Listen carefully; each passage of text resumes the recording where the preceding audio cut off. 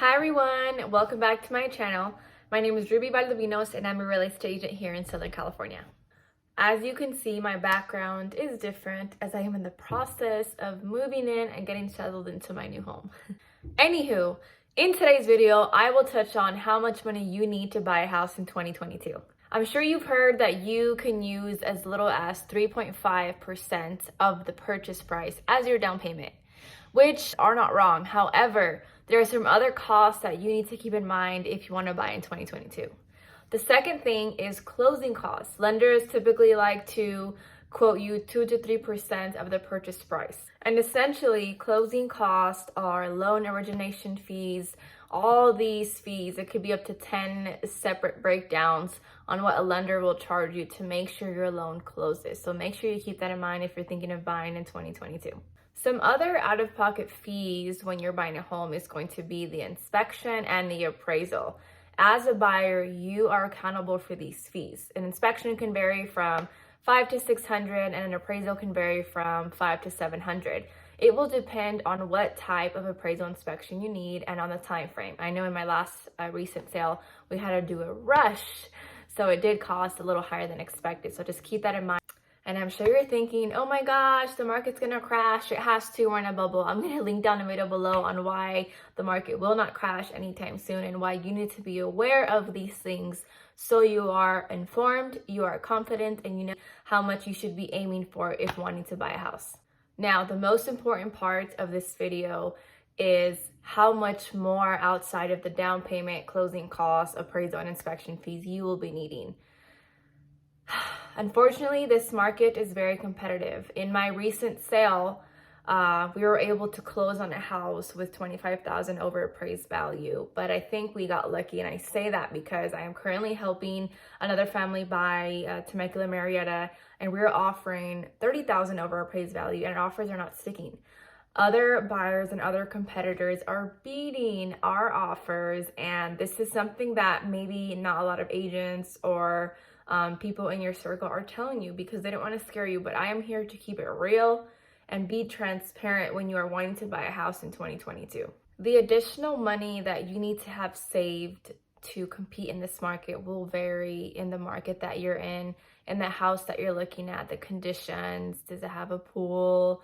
Is it move-in ready? Does it need some work? So hopefully you and your agent are discussing what the best option is for you. And really, our job as an agent are not to tell you what you should offer.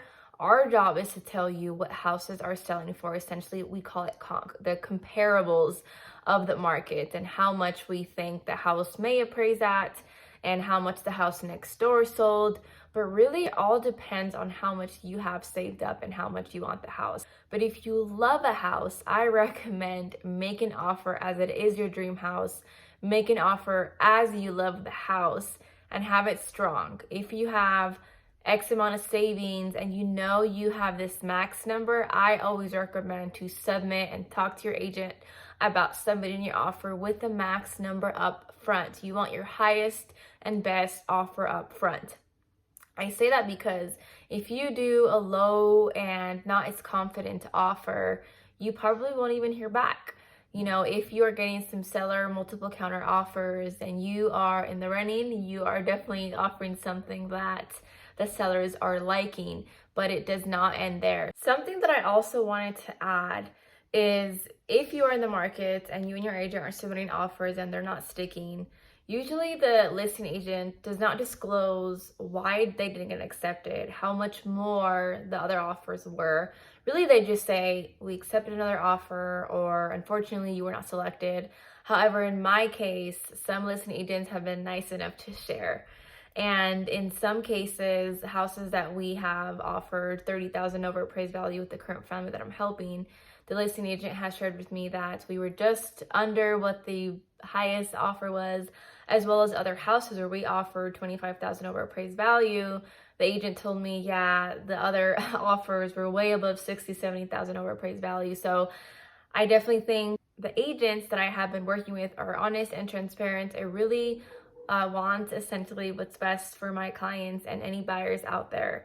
So if you really are not getting that reciprocal feedback from that listing agents, that's typical. The listing agent should not be disclosing really how much the other offers are, because then that sets the other offers in a bind where now that I know what that highest and best offer is, maybe I can offer more and I can get it. But I think the agents were honest with me because they know that it's a lot more than what our initial offer was. So I appreciate the honesty, but like I said, it's kind of hard to discover how much more your offer was beat by until the close of the sale. You'll see, when the house sells on the MLS, talk to your agent, reach out to me if you have any questions, but you'll see what the house listed for and what it sold for. And what it listed for, what it sold for can be a very big gap. And in between that, there's a list price. And then there's an appraisal, which essentially someone comes in and evaluates the property, and then it's what it sold as. Sometimes if the appraisal comes in low, then the sellers are able to adjust the price. So don't get so stuck on if a house listed at 400 and it sold for 600,000 that the seller paid 200,000 over appraised value or over list price, because it really depends on what the appraisal. But that's another video. I just wanted to give you an insight on what you should be considering and looking for on what houses are selling and really what the buyers offer to get that purchase. Last tip here before I conclude. I know I talked a lot about how much money you need to buy a house in 2022. I'm going to end with the strategy that I use that I have seen success.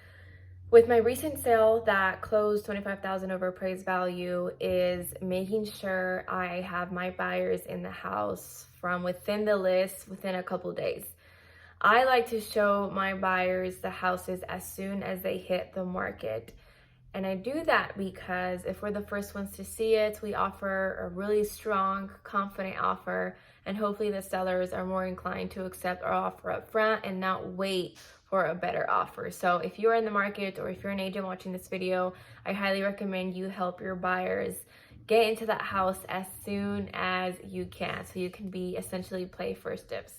Well, thank you everyone for sticking around. This was just a small clip on my recent sale, what I'm seeing in the market, and what you need to buy in 2022.